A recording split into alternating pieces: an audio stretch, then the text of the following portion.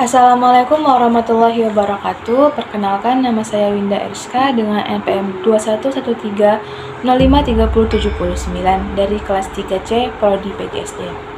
Baiklah, di sini saya akan membacakan sebuah cerita rakyat yang berjudul Ande Ande Lumut.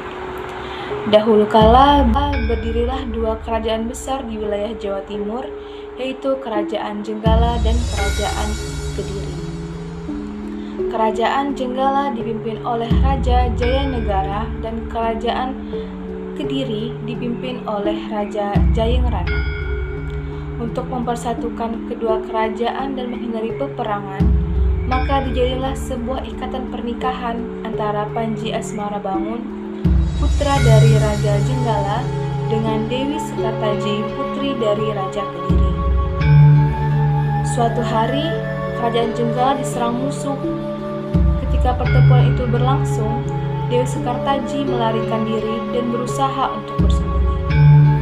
Dewi Sekartaji menyamar sebagai seorang gadis dan tinggal dengan seorang janda dengan 3 orang putrinya, yaitu Kelenting Abang, Kelenting Ijo, dan Kelenting Biru. Kemudian Dewi Sekartaji diangkat menjadi anak dan diberi nama Kelenting Kuning.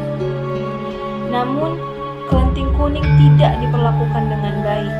Setiap hari, ia disuruh mengerjakan pekerjaan rumah seperti mencuci, memasak, dan membersihkan rumah. Ketiga kakak angkatnya sangatlah pemalas. Mereka bisanya hanya menyuruh saja. Kelenting Kuning, cucikan bajuku. Kelenting Kuning, cucikan juga selendangku, kata Kelenting Abang dan Kelenting Biru. Baik, Kak, kata Kelenting Kuning. Kerajaan Jenggala telah kembali aman. Panji Asmarabangun telah berhasil mengalahkan musuhnya menyenangkan. Tetapi ia sedih karena Dewi Sekartaji telah meninggalkan istana. Ia pun bertekad untuk mencarinya. Ia mengerahkan para pengawal untuk mencari keberadaan Dewi Sekartaji. Selang beberapa waktu, seorang pengawal mengabarkan bahwa ia bertemu dengan seorang gadis yang mirip dengan Dewi Sekartaji di sebuah desa. Panji Asmarabangun berangkat ke desa Dadakan. Desa itu berseberangan dengan di mana Kelenting Kuning tinggal. Ia pun tinggal di rumah Mbok Randa. Panji Asmarabangun kemudian menjadi anak angkat Mbok Randa dan menyamar sebagai ande-ande lumut yang sedang mencari jodoh. Berita tentang ande-ande lumut yang sedang mencari jodoh segera tersebar. Kelenting Abang, Kelenting Ijo, dan Kelenting Biru berdandan secantik mungkin untuk melamar ande-ande lumut. Tak lupa, mereka memakai perhiasan dan pakaian yang bagus. Kelenting Kuning, kamu tidak usah ikut melamar. Kamu di rumah saja. Pergilah ke sungai dan cuci semua pakaian kotor itu, kata Kelenting Biru. Mereka pun segera berangkat. Kelenting Kuning segera pergi ke sungai untuk mencuci. Tiba-tiba, datanglah seekor burung bangau dan memberinya sebuah cambuk. Pergilah melamar ande-ande lumut agar kamu dapat bertemu dengan Panji Asmarabangun, dan bawalah cambuk ini, kata sang bangau. Kelenting Kuning pun bergegas pergi ke desa Dadakan. Sementara itu, ibu dan ketiga kakak angkatnya sudah sampai di tepi sungai. Mereka bingung, tak ada satupun perahu yang tampak, jembatan pun tidak ada. Lalu, bagaimana mereka akan menyeberang? Terlebih lagi, sungai itu sangat dalam, luas, dan deras arusnya. Tiba-tiba, muncul seekor kepiting raksasa bernama Yuyu Kangkang. Kepiting itu menawarkan diri untuk membantu menyeberangi sungai dengan syarat mereka harus mencium Yuyu Kangkang.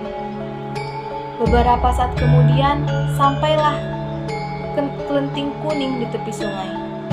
Ia pun bertemu dengan Yuyu Kangkang. Kembali lagi, Yuyu Kangkang menawarkan jasa untuk menyeberangkan dengan syarat Kelenting Kuning harus menciumnya. Kelenting Kelenting Kuning menolak syarat itu.